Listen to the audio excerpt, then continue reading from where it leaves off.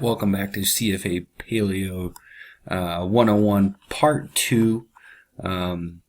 Thanks for watching the second video. If you made it through the first video, we'll get back into this presentation.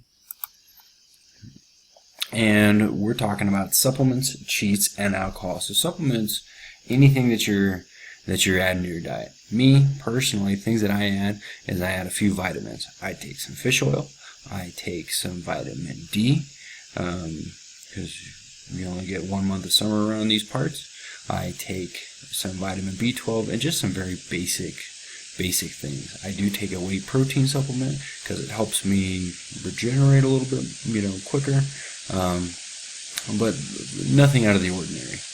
Nothing extravagant. Nothing that costs $60 for a bottle. I'm not saying that those things aren't valuable.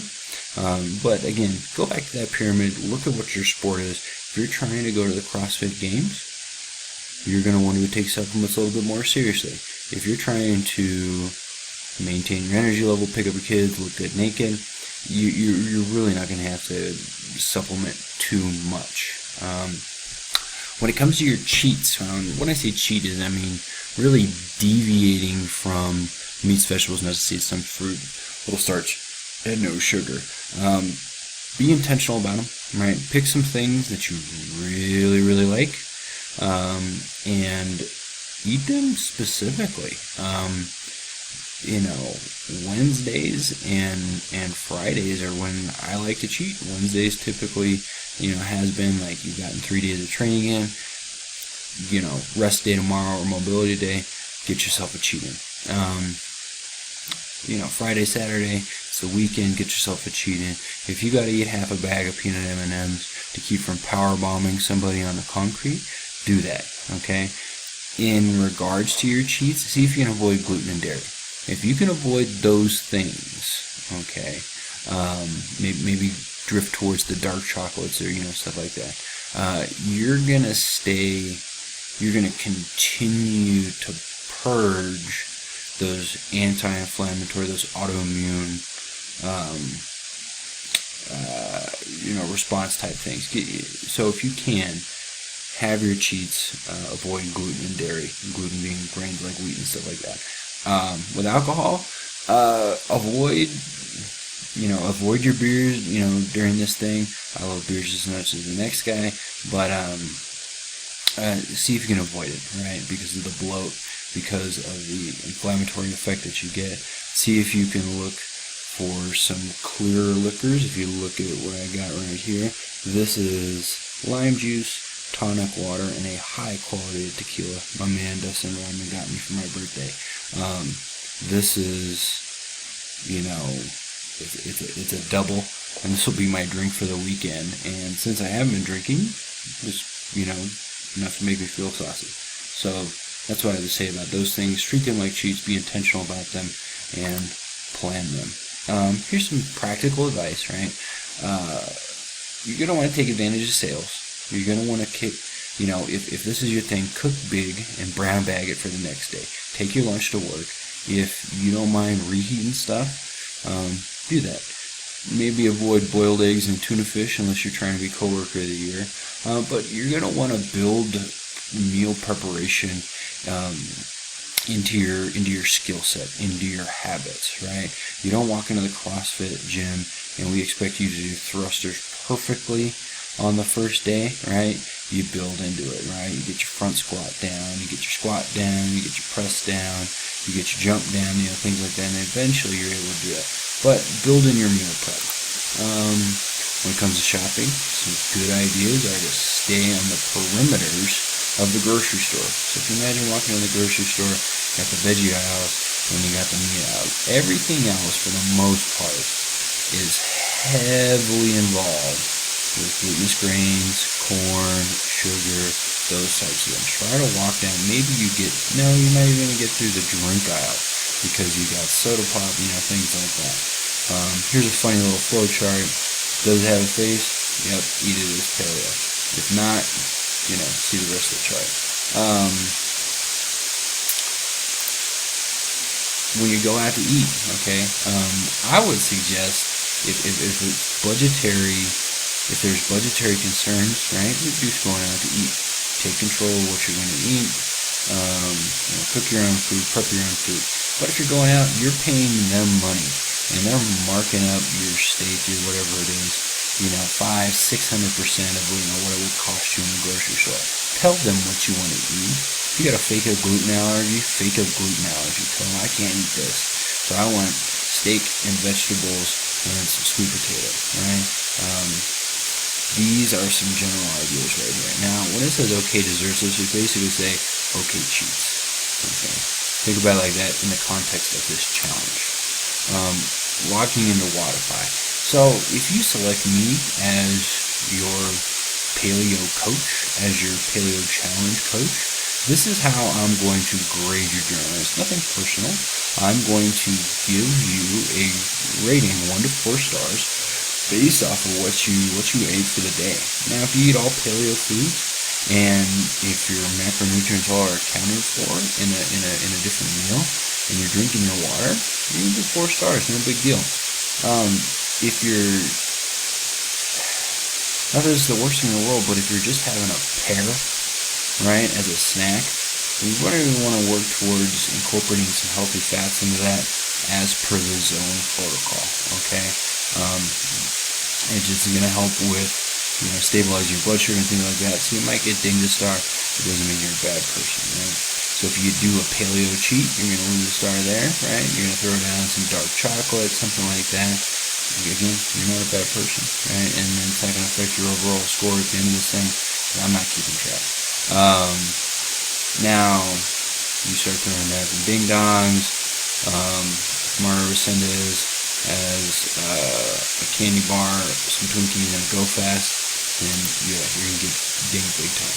So basically, in summary, what paleo and zone can do for you, okay, is they're going to reduce your inflammation. This is the part that's not sexy, that people aren't, super thrilled about. Right? This is like injury prevention. Like, no one's really that interested in it, right? Yeah, everyone likes the idea, but no one's really, after it. However, performance and results and body composition change, those are sexy. Those are the things we want.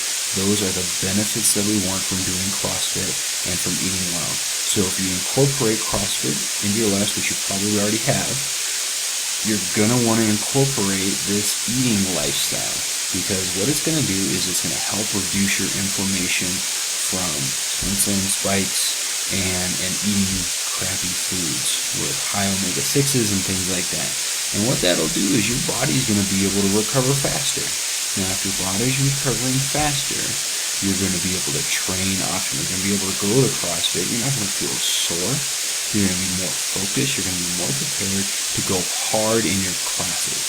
I've had several folks over these couple of years of coaching CrossFit come up, I need to do more. I need to do more. No, you don't.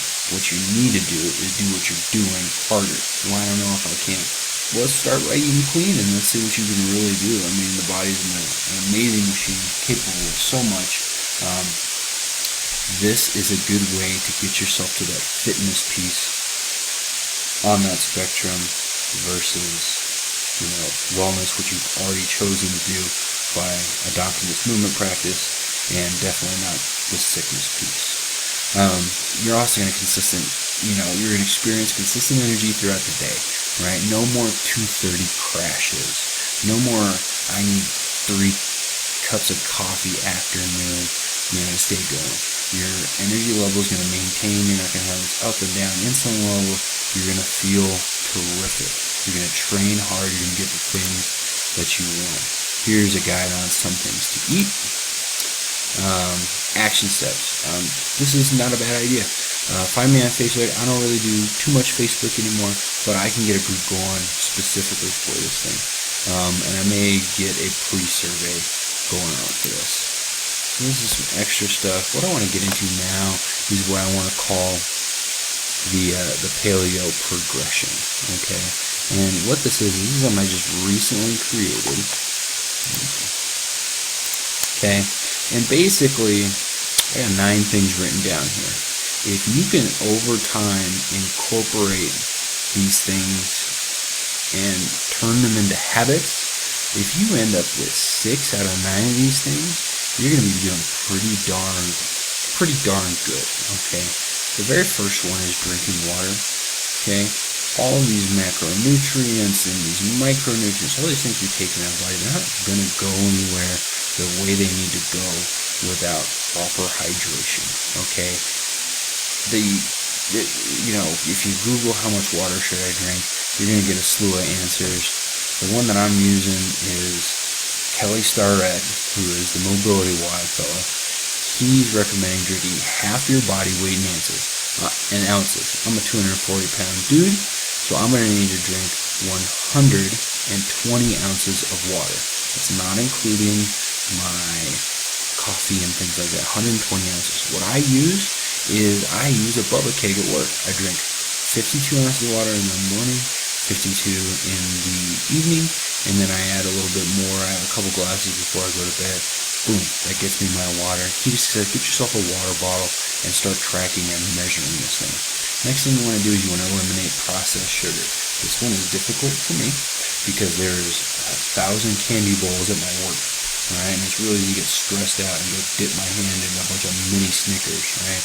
And knock that stuff, cut it out. If you can eliminate your processed sugars, your soda pops, okay, it will pay dividends so quickly it's not even funny. Now, I don't recommend going straight cold turkey on this stuff, okay? If it's a now and then kind of thing, yeah, maybe go for this cold turkey. If you drink 14 Mountain Dews a day, cut in half, right? Start small and incorporate this elimination of sugar into your lifestyle, okay? And have some healthier things on hand, some trail mix, and some things like that. Replace those with something that's a little bit less harmful, okay? Then you're going to want to, this isn't necessarily in order, but if you start looking at eliminating glutinous grains, you're going to be able to, amplify all the results that you're getting. You're going to have to do some replacing. You can replace them with things that have a similar texture. That's why spaghetti squash is delicious. And let's get real, right? Our brain is just responding to that influx of carbohydrate. That's a survival tactic that we used to have. We go, oh, there's carbs. Let's eat a bunch of them so we get ready for winter. Now we got fruit year-round. We got pasta year-round. All these things year-round, okay? We don't need to eat them as per the standard American diet, all right? Replacing the things with similar texture. Throw a little bit of maple syrup on some sliced sweet potatoes that you put in the microwave, and you think they're pancakes, all right? Start logging your food. Start holding yourself accountable. Have someone else hold you accountable. Start writing down what you're eating. When people tell me that they don't have time for something, I'd really love to see what that Outlook calendar looks like. I'd really love to see, how closely are you monitoring it? Because typically I feel that's just a comment. So log your food. It's going to help yourself hold yourself accountable. When it comes to shopping, buy big stuff. Buy when pork's on sale, when protein's on sale, which are typically the more expensive of this whole meal plan. Buy a lot of them. Eat that 2 or 3 nights in some variation weight.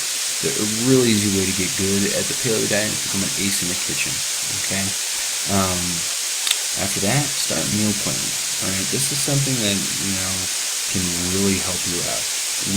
My family was, I wouldn't say they were lost, but we can become subject to impulse buying and decision fatigue if we don't plan out at least 5 of our meals during the week. We're very busy, and if we don't have chicken stir fry written down on our whiteboard on our refrigerator, things can get dicey. Okay, meal prep.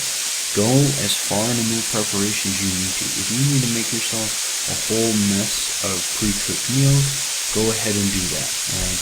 But what our family does is we cook a big dinner and we eat the leftovers the next day. Okay? Get yourself a grip of Tupperware and knock this out. And then again, cheat intentionally. 2 to 3 cheats a week. Don't skip them. Okay?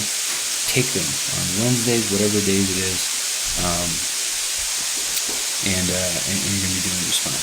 Thanks for watching this. If you watched both parts, you can send us an email, give us a call, whatever it is you need to do, and we'll help you the best we can. Good luck on your paleo challenge.